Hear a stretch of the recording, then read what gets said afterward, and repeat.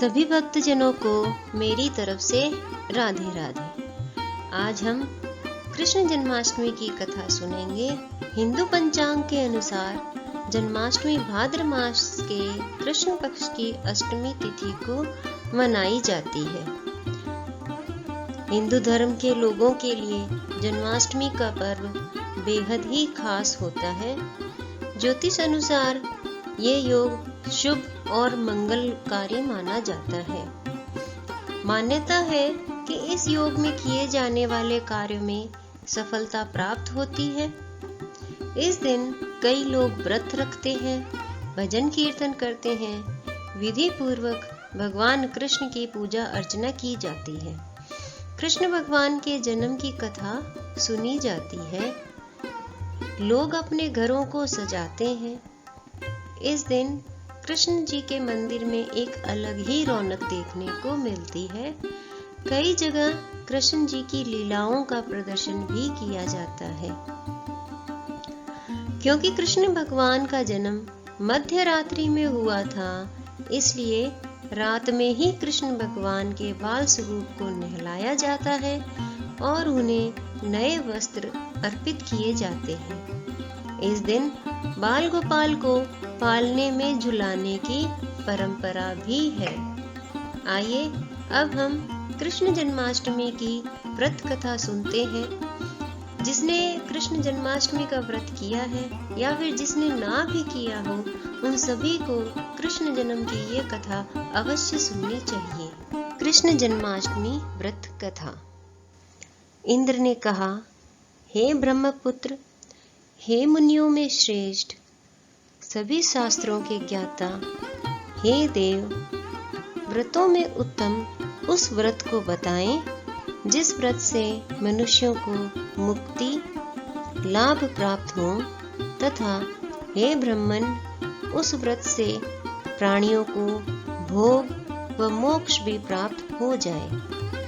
इंद्र की बातों को सुनकर नारद जी ने कहा, त्रेता युग के अंत में और द्वापर युग के प्रारंभ समय में निंदित कर्म को करने वाला कंस नाम का एक अत्यंत पापी दैत्य हुआ।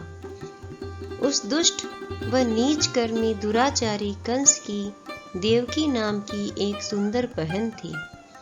देवकी के गर्भ से उत्पन्न 8वां पुत्र कंस का वध करेगा। नारद जी की बातें सुनकर इंद्र ने कहा, हे महामते, उस दुराचारी कंस की कथा का विस्तार पूर्वक वर्णन कीजिए। क्या यह संभव है कि देवकी के गर्भ से उत्पन्न 8वां पुत्र अपने मामा कंस की हत्या करेगा? इंद्र की संदेह भरी बातों को सुनकर नारद जी ने कहा, हे अदिति पुत्र इंद्र, एक समय की बात है, उस दुष्ट कंस ने एक ज्योतिषी से पूछा कि ब्राह्मणों में श्रेष्ठ ज्योतिर्विद मेरी मृत्यु किस प्रकार और किसके द्वारा होगी? ज्योतिषी बोले, हे दानवों में श्रेष्ठ कंस, वासुदेव की धर्म पत्नी देवकी, जो वाक्पटु है और आपकी बहन भी है, उसी के गर्भ से उत्पन्न उसका 8वां पुत्र, जो कि शत्रुओं को भी पराजित कर इस संसार में कृष्ण के नाम से विख्यात होगा, वही एक समय सूर्योदय काल में आपका वध करेगा। ज्योतिषी की बातें सुनकर कंस ने कहा, हे देवज, बुद्धिमानों में अग्रण्य, अब आप यह बताएं कि देवकी का 8वां पुत्र किस मास में किस दिन मेरा वध करेगा? ज्योतिषी बोले, हे महाराज, माघ मास की शुक्ल पक्ष की तिथि को 16 कलाओं से पूर्ण श्री कृष्ण से आपका युद्ध होगा। उसी युद्ध में वे आपका वध करेंगे। इसलिए हे महाराज, आप अपनी रक्षा यत्न पूर्वक करें। इतना बताने के पश्चात नारद जी ने इंद्र से कहा, ज्योतिषी द्वारा बताए गए समय पर ही कंस की मृत्यु कृष्ण के हाथ निसंदेह होगी। तब इंद्र ने कहा, हे मुनि, उस दुराचारी कंस की कथा का वर्णन कीजिए और बताएं कि कृष्ण का जन्म कैसे होगा तथा कंस की मृत्यु कृष्ण द्वारा किस प्रकार होगी। इंद्र की बातें सुनकर नारद जी ने पुनः कहना प्रारंभ किया। उस समय दुराचारी कंस ने अपने एक द्वारपाल से कहा, मेरे इस प्राणों से प्रिय बहन की पूर्ण रक्षा करना। द्वारपाल ने कहा, ऐसा ही होगा। कंस के जाने के पश्चात उसकी छोटी बहन दुखित होते हुए जल लेने के बहाने घड़ा लेकर तालाब पर गई। उस तालाब के किनारे एक घनघोर वृक्ष के नीचे बैठकर देवकी रोने लगी। उसी समय एक सुंदर स्त्री जिसका नाम यशोदा था, उसने आकर देवकी से प्रिय वाणी में कहा, हे कांते, इस प्रकार तुम क्यों विलाप कर रही हो? अपने रोने का कारण मुझसे बताओ। तब दुखित देवकी ने यशोदा से कहा, हे बहन, नीच कर्मों में आसक्त दुराचारी मेरा ज्येष्ठ भ्राता कंस है। उस दुष्ट भ्राता ने मेरे कई पुत्रों का वध कर दिया। इस समय मेरे गर्भ में 8वां पुत्र है, वह इसका भी वध कर डालेगा। इस बात में किसी प्रकार का संशय या संदेह नहीं है, क्योंकि मेरे ज्येष्ठ भ्राता को यह भय है कि मेरे अष्टम पुत्र से उसकी मृत्यु अवश्य होगी।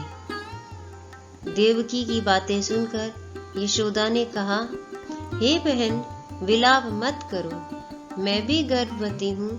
यदि मुझे कन्या हुई तो तुम अपने पुत्र के बदले उस कन्या को ले लेना। इस प्रकार तुम्हारा पुत्र कंस के हाथों मारा नहीं जाएगा। तदंतर कंस ने अपने द्वारपाल से पूछा, देवकी कहाँ है? इस समय वह दिखाई नहीं दे रही है। तब द्वारपाल ने कंस से नम्र वाणी में कहा, हे महाराज, आपकी बहन जल लेने तालाब पर गई हुई है। यह सुनते ही कंस क्रोधित हो उठा और उसने द्वारपाल को उसी स्थान पर जाने को कहा जहां वह गई हुई है। द्वारपाल की दृष्टि तालाब के पास देवकी पर पड़ी। तब उसने कहा कि आप किस कारण से यहाँ आई हैं? उसकी बातें सुनकर देवकी ने कहा, मेरे घर में जल नहीं था, जिसे लेने मैं जलाशय पर आई हूँ। इसके पश्चात देवकी अपने घर की ओर चली गई। कंस ने पुनः द्वारपाल से कहा कि इस ग्रह में मेरी बहन की तुम पूर्णतः रक्षा करो। अब कंस को इतना भय लगने लगा कि गृह के भीतर दरवाजे में विशाल ताले बंद करवा दिए और दरवाजों के बाहर दैत्यों और राक्षसों की पहरेदारी के लिए नियुक्त कर दिया। कंस हर प्रकार से अपने प्राणों को बचाने के प्रयास कर रहा था। एक समय सिंह राशि के सूर्य में आकाश मंडल में जलाधारी मेघों ने अपना प्रभुत्व स्थापित किया। भादो मास की कृष्ण पक्ष की अष्टमी तिथि को घनघोर अर्धरात्रि थी। उस समय चंद्रमा भी वृष राशि में था। रोहिणी नक्षत्र बुधवार के दिन सौभाग्य योग से संयुक्त चंद्रमा के आधी रात में उदय होने पर आधी रात के उत्तर एक घड़ी जब हो जाए तो श्रुति स्मृति पुराणोक्त फल निसंदेह प्राप्त होता है। इस प्रकार बताते हुए नारद जी ने इंद्र से कहा, ऐसे विजय नामक शुभ मुहूर्त में श्री कृष्ण का जन्म हुआ और श्री कृष्ण के प्रभाव से ही उसी क्षण बंदी गृह के दरवाजे स्वयं खुल गए। द्वार पर पहरा देने वाले पहरेदार राक्षस सभी मूर्छित हो गए। देवकी ने उसी क्षण अपने पति वासुदेव से कहा, हे स्वामी, आप निद्रा का त्याग करें और मेरे इष्ट अष्टम पुत्र को गोकुल में ले जाएं। वहां इस पुत्र को नंद गोप की धर्मपत्नी यशोदा को दे दें। उस समय यमुना जी पूर्ण रूप से बाढ़ग्रस्त थी किंतु जब वसुदेव बाल कृष्ण को सूप में लेकर यमुना जी को पार करने के लिए उतरे, उसी क्षण बालक के चरणों का स्पर्श करते ही यमुना जी अपने पूर्व स्थिर रूप में आ गई। किसी प्रकार वासुदेव जी गोकुल पहुंचे और नंद के गृह में प्रवेश कर अपना पुत्र तत्काल उन्हें दे दिया और उसके बदले में उनकी कन्या ले ली। वे तत्क्षण वहां से वापस आकर कंस के बंदी गृह में पहुंच गए। प्रातःकाल जब सभी राक्षस पहरेदार निद्रा से जागे तो कंस ने द्वारपाल से पूछा कि अब देवकी के गर्भ से क्या हुआ, इस बात का पता लगाकर मुझे बताओ। द्वारपालों ने महाराज की आज्ञा को मानते हुए कारागार में जाकर देखा तो वहां देवकी की गोद में एक कन्या थी, जिसे देखकर द्वारपालों ने कंस को सूचित किया। किंतु कंस को तो उस कन्या से भय होने लगा, अतः वह स्वयं कारागार में गया और उसने देवकी के गोद से कन्या को झटपट ले लिया और उसे एक पत्थर की चट्टान पर पटक दिया। किंतु वह कन्या विष्णु की माया से आकाश की ओर चली गई और अंतरिक्ष में जाकर विद्युत के रूप में परिणित हो गई। उसने कंस से कहा कि हे दुष्ट, तुझे मारने वाला गोकुल में नंद के गृह में उत्पन्न हो चुका है और उसी से तेरी मृत्यु सुनिश्चित है। मेरा नाम तो वैष्णवी है, मैं संसार के कर्ता भगवान विष्णु की माया से उत्पन्न हुई हूँ। इतना कहकर वह स्वर्ग की ओर चली गई। उस आकाशवाणी को सुनकर कंस क्रोधित हो उठा। उसने नंद जी के गृह में पूतना राक्षसी को कृष्ण का वध करने के लिए भेजा। किंतु जब वह राक्षसी कृष्ण को स्तनपान कराने लगी तो कृष्ण ने उसके स्तन से उसके प्राणों को खींच लिया और वह राक्षसी कृष्ण कृष्ण कहते हुए मृत्यु को प्राप्त हुई। जब कंस को पूतना की मृत्यु का समाचार प्राप्त हुआ तो उसने कृष्ण का वध करने के लिए क्रमशः केशी नामक दैत्य को अश्व के रूप में, उसके पश्चात अरिष्ट नामक दैत्य को बैल के रूप में, किंतु ये दोनों भी कृष्ण के हाथों मृत्यु को प्राप्त हुए। इसके पश्चात कंस ने काल्याख्य नामक दैत्य को कौवे के रूप में भेजा, किंतु वह भी कृष्ण के हाथों मारा गया। अपने बलवान राक्षसों की मृत्यु के आघात से कंस अत्यधिक भयभीत हो गया। उसने द्वारपालों को आज्ञा दी कि नंद को तत्काल मेरे समक्ष उपस्थित करो। द्वारपाल नंद को लेकर जब उपस्थित हुए तब कंस ने नंद जी से कहा कि यदि तुम्हें अपने प्राणों को बचाना है तो पारिजात के पुष्प ले आओ। यदि तुम नहीं ला पाए तो तुम्हारा वध निश्चित है। कंस की बातों को सुनकर नंद ने ऐसा ही होगा कहा और अपने गृह की ओर चले गए। घर आकर उन्होंने संपूर्ण वृतांत अपनी पत्नी यशोदा को सुनाया, जिसे कृष्ण भी सुन रहे थे। एक दिन श्री कृष्ण अपने मित्रों के साथ यमुना नदी के किनारे गेंद खेल रहे थे और अचानक स्वयं ने ही गेंद को यमुना में फेंक दिया। यमुना में गेंद फेंकने का मुख्य उद्देश्य यही था कि वे किसी प्रकार पारिजात पुष्पों को ले आएं। अतः वे कदम्ब के वृक्ष पर चढ़कर यमुना में कूद पड़े। कृष्ण के यमुना में कूदने का समाचार श्रीधर नामक गोपाल ने यशोदा को सुनाया। यह सुनकर यशोदा भागती हुई यमुना नदी के किनारे आ पहुंची और उसने यमुना नदी की प्रार्थना करते हुए कहा, हे यमुना, यदि मैं बालक को देखूंगी तो भाद्रपद मास की रोहिणी युक्त अष्टमी का व्रत अवश्य करूंगी, क्योंकि दया, दान, सज्जन प्राणी, ब्राह्मण कुल में जन्म, रोहिणी युक्त अष्टमी, गंगा जल एकादशी, गया श्राद्ध और रोहिणी व्रत ये सभी दुर्लभ है। हजारों अश्वमेध यज्ञ, सहस्रों राजसूय यज्ञ, दान, तीर्थ और व्रत करने से जो फल प्राप्त होता है वह सब कृष्ण जन्माष्टमी के व्रत को करने से प्राप्त हो जाता है। यह बात नारद ऋषि ने इंद्र से कही। इंद्र ने कहा, हे मुनियों में श्रेष्ठ नारद, यमुना नदी में कूदने के बाद उस बाल रूपी कृष्ण ने पाताल में जाकर क्या किया, यह संपूर्ण वृतांत भी बताएं।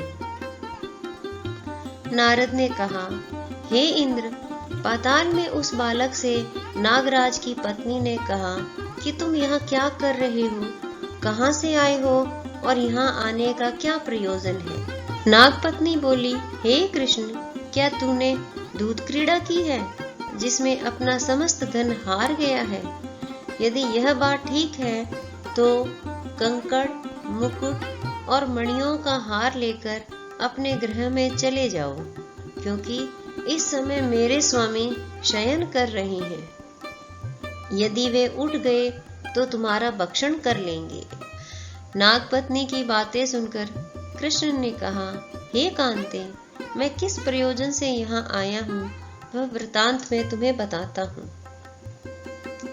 समझ लो, मैं कालिया नाग के मस्तक को कंस के साथ द्यूत में हार चुका हूँ और वही लेने मैं यहाँ आया हूँ। बालक कृष्ण की इस बात को सुनकर नागपत्नी अत्यंत क्रोधित हो उठी और अपने सोए हुए पति को उठाते हुए उसने कहा, हे स्वामी, आपके घर यह शत्रु आया है, अतः आप इसका हनन कीजिए। अपनी स्वामिनी की बातों को सुनकर कालिया नाग निद्रावस्था से जाग पड़ा और बालक कृष्ण से युद्ध करने लगा। इस युद्ध में कृष्ण को मूर्छा आ गई। उसी मूर्छा को दूर करने के लिए उन्होंने गरुड़ का स्मरण किया। स्मरण होते ही गरुड़ वहां आ गए। श्री कृष्ण अब गरुड़ पर चढ़कर कालिया नाग से युद्ध करने लगे और उन्होंने कालिया नाग को युद्ध में पराजित कर दिया। अब कालिया नाग ने भली भांति जान लिया कि मैं जिनसे युद्ध कर रहा हूँ वे भगवान विष्णु के अवतार श्री कृष्ण ही हैं। अतः उन्होंने कृष्ण के चरणों में साष्टांग प्रणाम किया और पारिजात से उत्पन्न बहुत से पुष्पों को मुकुट में रखकर कृष्ण को भेंट किया। जब कृष्ण चलने को हुए तब कालिया नाग की पत्नी ने कहा, हे स्वामी, मैं कृष्ण को नहीं जान पाई। हे जनार्दन, मंत्र रहित, क्रिया रहित, भक्ति भाव रहित मेरी रक्षा कीजिए। हे प्रभु, मेरे स्वामी मुझे वापस दे दें। जब श्री कृष्ण ने कहा, हे सर्पिणी, दैत्यों में जो सबसे बलवान है उस कंस के सामने मैं तेरे पति को ले जाकर छोड़ दूंगा, अन्यथा तुम अपने गृह को चली जाओ। अब श्री कृष्ण कालिया नाग के फन पर नृत्य करते हुए यमुना के ऊपर आ गए। तदंतर कालिया की हुंकार से तीनों लोग कंपायमान हो गए। अब कृष्ण कंस की मथुरा नगरी को चल दिए। वहां कमल पुष्पों को देखकर यमुना के मध्य जलाशय में वह कालिया सर्प भी चला गया। इधर कंस भी विस्मित हो गया तथा कृष्ण प्रसन्नचित होकर गोकुल लौट आए। उनके गोकुल आने पर उनकी माता यशोदा ने विभिन्न प्रकार के उत्सव किए। अब इंद्र ने नारद जी से पूछा, हे महामुने, संसार के प्राणी बालक श्री कृष्ण के आने पर अत्यधिक आनंद हुए। आखिर श्री कृष्ण ने क्या क्या चरित्र किया वह सभी आप मुझे बताने की कृपा करें। नारद ने इंद्र से कहा, मन को हरने वाला मथुरा नगर यमुना नदी के दक्षिण भाग में स्थित है। वहां कंस का महाबलशाही भाई चाणूर रहता था। उस चाणूर से कृष्ण के मल्ल युद्ध की घोषणा की गई। हे इंद्र, कृष्ण एवं चाणूर का मल्ल युद्ध अत्यंत आश्चर्यजनक था। चाणूर की अपेक्षा कृष्ण बाल रूप में थे। भेरी, शंख और मृदंग के शब्दों के साथ कंस और केशी इस युद्ध को मथुरा की जनसभा के मध्य में देख रहे थे। श्री कृष्ण ने अपने पैरों को चाणूर के गले में फंसाकर उसका वध कर दिया। चाणूर की मृत्यु के पश्चात उनका मल्ल युद्ध केशी के साथ हुआ। अंत में केशी भी युद्ध में कृष्ण के द्वारा मारा गया। केशी के मृत्युपरांत मल्ल युद्ध देख रहे सभी प्राणी श्री कृष्ण की जय जयकार करने लगे। बालक कृष्ण द्वारा चाणूर और केशी का वध होना कंस के लिए अत्यंत हृदय विदारक था। अतः उसने सैनिकों को बुलाकर उन्हें आज्ञा दी कि तुम सभी अस्त्र शस्त्रों से सुसज्जित होकर श्री कृष्ण से युद्ध करो। हे इंद्र, उसी क्षण श्री कृष्ण ने गरुड़, बलराम तथा सुदर्शन चक्र का ध्यान किया, जिसके परिणाम स्वरूप बलदेव जी सुदर्शन चक्र लेकर गरुड़ पर आरूढ़ होकर आए। उन्हें आता देख बालक कृष्ण ने सुदर्शन चक्र को उनसे लेकर स्वयं गरुड़ की पीठ पर बैठकर न जाने कितने ही राक्षसों और दैत्यों का वध कर दिया। कितनों के शरीर अंग भंग कर दिए। इस युद्ध में श्री कृष्ण और बलदेव ने असंख्य दैत्यों का वध किया। बलराम जी ने अपने आयुध शस्त्र हल से और कृष्ण ने सुदर्शन चक्र से माघ मास की शुक्ल पक्ष की सप्तमी को विशाल दैत्यों के समूह का सर्वनाश किया। जब अंत में केवल दुराचारी कंस ही बच गया तो कृष्ण ने कहा, हे दुष्ट, अधर्मी, दुराचारी, अब मैं इस महायुद्ध स्थल पर तुझसे युद्ध कर तेरा वध कर इस संसार को तुझसे मुक्त कराऊंगा। यह कहते हुए श्री कृष्ण ने उसके केशों को पकड़ लिया और कंस को घुमाकर पृथ्वी पर पटक दिया, जिससे वह मृत्यु को प्राप्त हुआ। कंस के मरने पर देवताओं ने शंख घोष व पुष्प वृष्टि की। वहां उपस्थित समुदाय श्री कृष्ण की जय जयकार कर रहा था। कंस की मृत्यु पर नंद, देवकी, वसुदेव, यशोदा और इस संसार के सभी प्राणियों ने हर्ष पर्व मनाया। इसी के साथ कृष्ण जन्माष्टमी कथा पूर्ण हुई। सभी एक साथ बोलेंगे जय श्री कृष्ण और कमेंट बॉक्स में जय श्री कृष्ण जरूर कहें। धन्यवाद।